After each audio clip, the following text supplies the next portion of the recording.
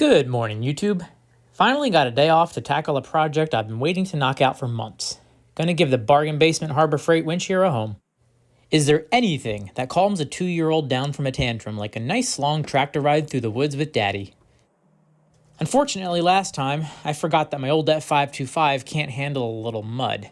I got stuck, embarrassed myself in front of my only son, and I had to carry him all the way home with me to get the Honda and the wrenches I need to put the thing into tow mode. Then I had to get it in tow mode and tow the tractor out, one-handed, while holding a kid in my lap, because Lord knows that adorable little mongoloid would have walked in front of it or into a thicket of prickers or poison ivy if left to his own devices. None of this would have happened had I been able to pull myself off. I mean out. Well, I guess both. But this is a problem I can fix.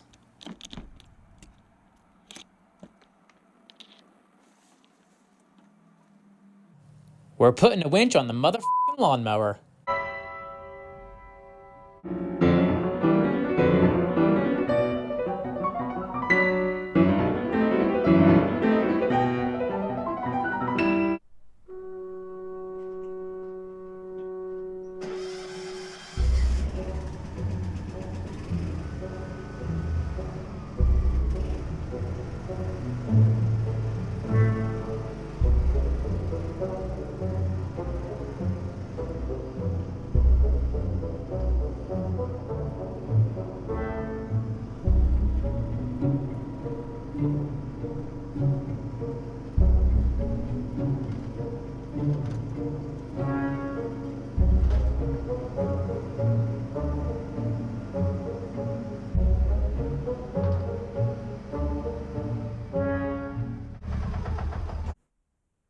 Here's the Harbor Freight winch from a past video. Today, I'm going to show you how to install winches on the things that you'd never expect to see a winch on, and do it properly. A good rule of thumb for sizing a winch is to multiply 1.5 by the weight of the vehicle. The F525 weighs about 700 pounds, so even with the well-known Harbor Freight fudge factor, this should be sufficient. The reason you want to multiply by 1.5 or even 2 is because, like anything else, winches are marketed in optimal conditions. Only one loop around the spool. It's just basic gearing. The closer you are to the center of rotation, the more torque you get. So if you have, say, a 2-inch spool and 1 inch of cable spooled up, that winch is going to have 50% less torque, and it'll improve the more you let out. We'll start with the mounting. You may be able to bolt it right to the frame, but it's usually easier just to pick up one of these cheap winch mounting plates.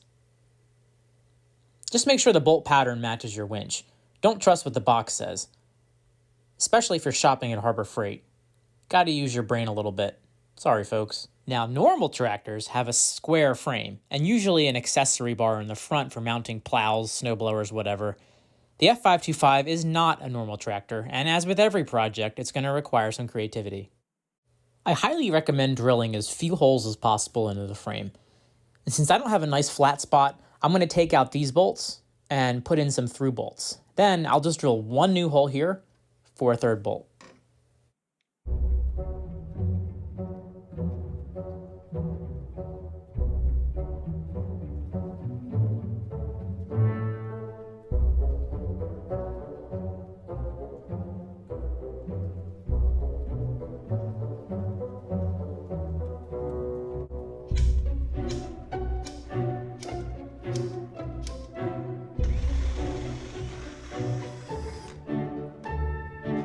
Chances are any piece of equipment that could benefit from a winch will also likely see a lot of moisture.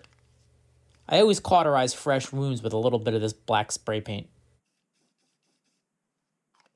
Spend the extra 50 cents for some nice stainless bolts and chuck the shit that came with it. That's going to be the theme of this video. Not going the extra mile once, but going the extra foot, like 5,280 times. Yeah, that sounds like a good saying.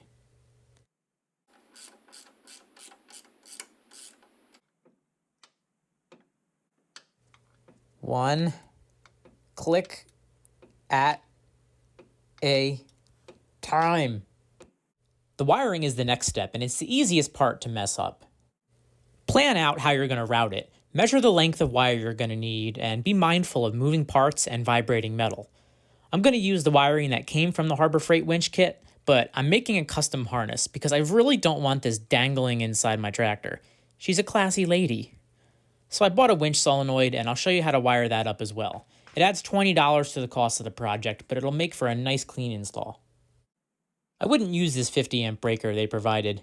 It's got no insulation at all, and dog help you if it touches ground somewhere, because it goes straight to the battery terminal.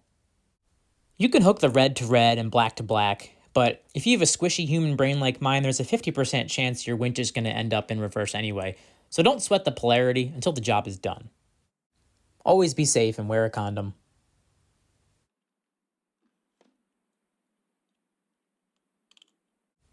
Like I mentioned, I won't be using this giant yellow dick and balls to control the winch, but I will be using the wiring, so I'm going to take it apart and liberate the harness.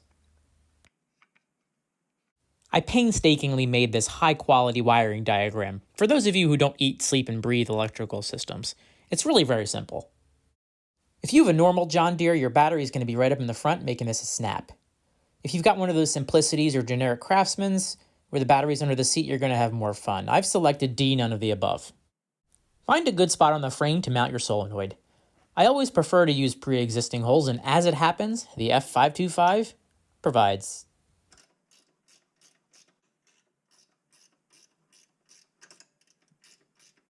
This stuff is always a great addition to any power equipment wiring project. I'm going to use it to protect the wiring as I route it from the winch under the body to the solenoid, but I'm not going to install it yet because I want to know that everything is copacetic. This eyelet is a little small, so I'm going to amputate and upgrade.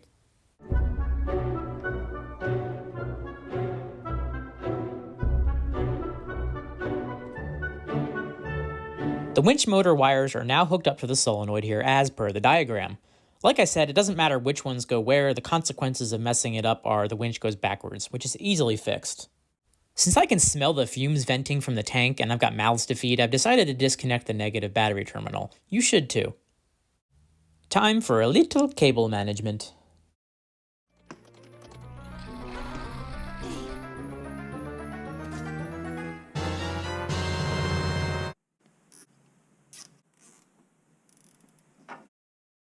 Just a quick function test before I get too far ahead of myself. Alligator lead to the positive battery terminal. When I connect it to this one, the winch should go out, and when I connect it to this one, the winch should go in.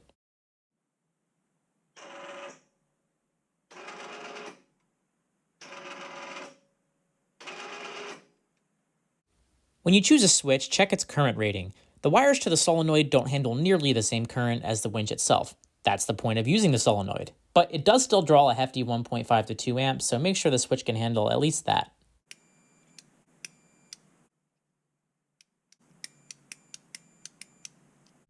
I always use fruity colored wires when possible to make it easy to troubleshoot years in the future when I've forgotten how I wired things. You can use spade connectors like these, or you can solder directly to the switch. Balance integrity with serviceability. I like to solder. I've got my switch harness complete, and now I'm going to feed it through, being mindful of any pinch points or moving parts. I'm not going to show you how I routed it because every application is different, and frankly, if you're patient enough to sit through my videos, you're patient enough to figure it out yourself. Strip, strip, slip, slip, crimp, crimp, plug, plug, zip, zip, snip, snip. The last step is to attach this brown wire to 12 volts. You could go straight to the battery terminal down here, but I've already got a wire going from the battery terminal up to the solenoid, so I'll just tap into it there and reuse the same stud. I did have to switch these two because my winch was running backwards. I got a 100% chance of getting 50% chances wrong. So as you can see, all the cables are routed thoughtfully and safely, free of any moving parts, pinch points, or hot things. Time for a test.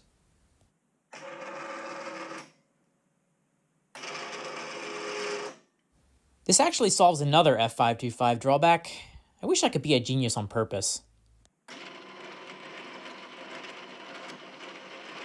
Getting this heavy deck raised high enough so you can get to the blades has always been a hassle.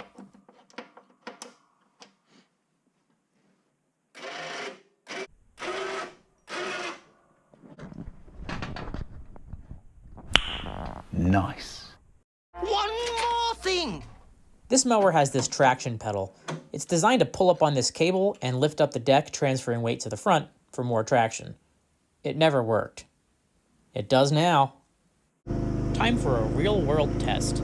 Despite years of trying, I've never actually made it up to the top of this mound back here in the woods. It just will not do it. Let's see if the winch can help make me king of the mountain.